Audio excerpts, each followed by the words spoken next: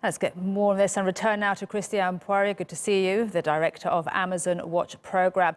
I was asking you before the break, help us understand, Christian, the link between eating too much meat and those fires that we're seeing now in the Amazon. Absolutely. The fires we're witnessing today, the vast majority of these fires were set by ranchers. Ranchers who are seeking to expand their pastures aggressively into the Amazon's primary forest, some of it protected forests, indigenous territories. And this is driven by global demand for cattle, for beef and leather and other cattle products is rising significantly.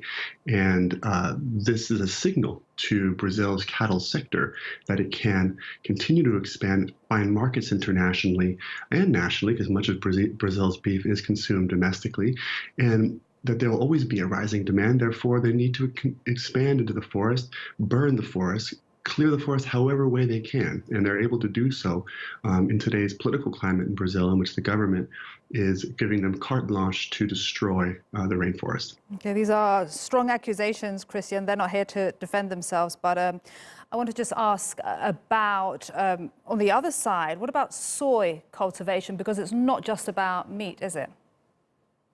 No, soy cultivation, soy is a much more important export commodity from Brazil.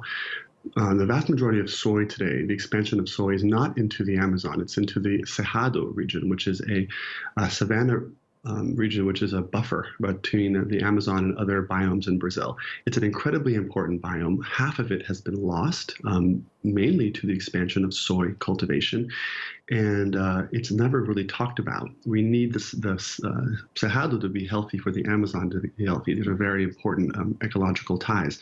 So soy is a cornerstone of Brazil's agribusiness sector for export, and it exports vast amounts of soy to China and to EU principally, but all over the planet.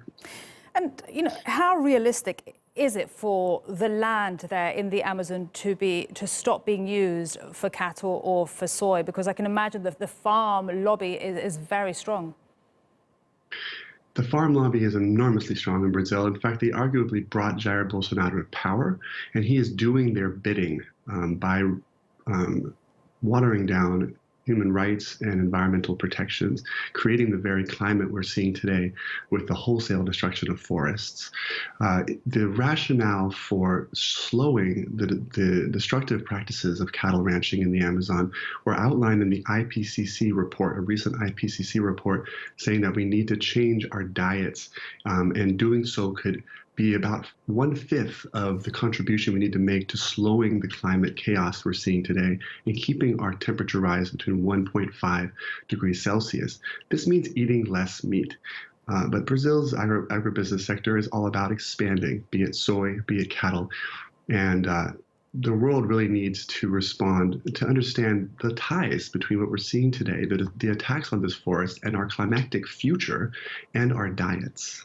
All right, Christian, thanks so much for making that link for us. Christian Poirier, thanks so much for speaking to us on TR2. Always a pleasure.